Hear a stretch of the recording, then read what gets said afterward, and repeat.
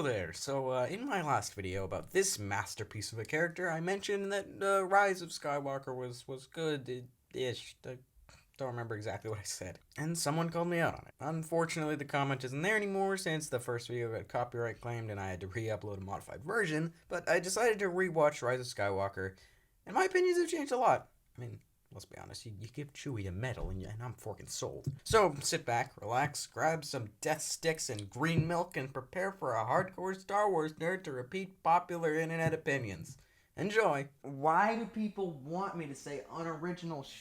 I am once again in my Star Wars obsession phase. Clone Wars Season 7 has kicked my brain into a galaxy far, far away, and suddenly I have 5 ideas for Star Wars videos. Ahsoka one? Nope, just the beginning. But since everyone seems to want more popular opinions, here's an in-depth explanation of why the Star Wars sequels turned out so terribly.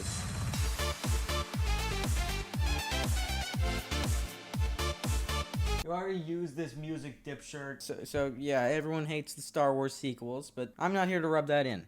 Well, I'm sure I will at some point, because these movies are just so terrible and it's impossible not to insult them. Instead, I wanted to pinpoint exactly why the Star Wars sequels turned out so terribly, and I think I've found a fairly obvious reason. So let's get to the bottom of this, starting with The Force Awakens.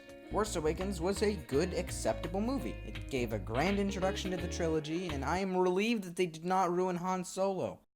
At least until, yeah, that happened. We have so many great characters to be developed. A stormtrooper deserter, a hotshot Aryan pilot, a Sith with a pull to the light side. That is incredible. How have we not thought of this? In all, it was an amazing introduction. And then...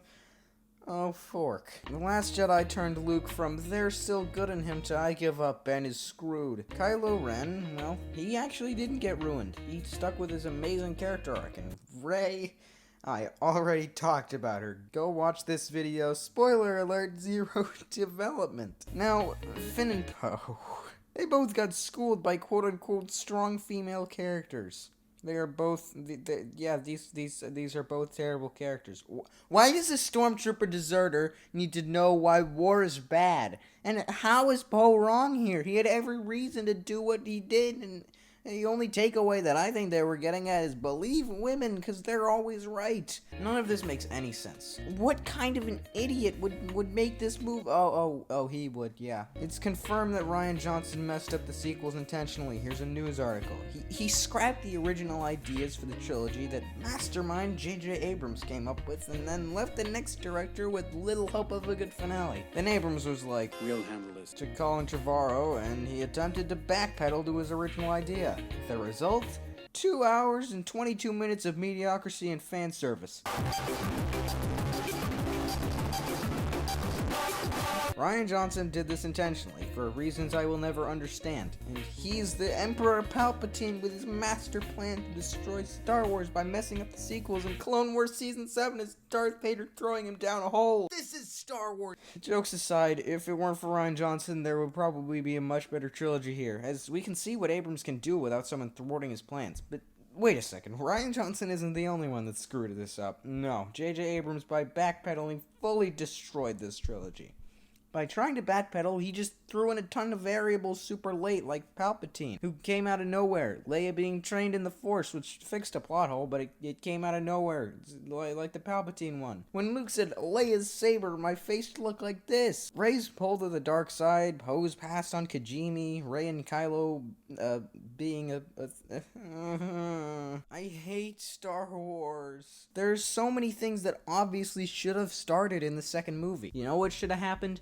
Rey is a nobody, and Kylo Ren should have been in her place on Exegol. It would have been so much better if the Sith who feels the pull of the light is faced with this choice, not Rey, who's the biggest Mary Sue of all time and knows she wants to do good. It should be Palpatine beckoning him to the dark with Rey beckoning him to the light.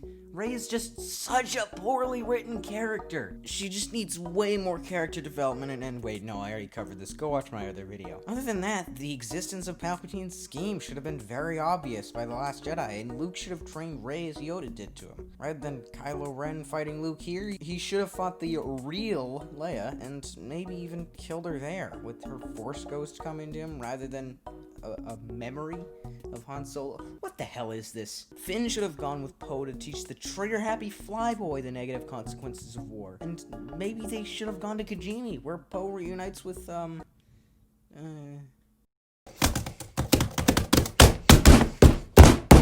Zori reunites with Zori. Another thing that I think Abrams was trying to do was tie the Force healing stuff into Revenge of the Sith's main plot of Anakin wanting to save Padme with, like, Sith healing powers and stuff. And this was the power that was spoken of. And if Anakin showed up as a Force ghost and talked to Kylo or something, I don't know, I'm not the director, what the hell do I know? And I think it could have been much better illustrated and it would have been beautiful. There's just so much that could have been done. And in the end, the sequels failed because one director wanted to do an epic prank and the other was too stubborn to adapt.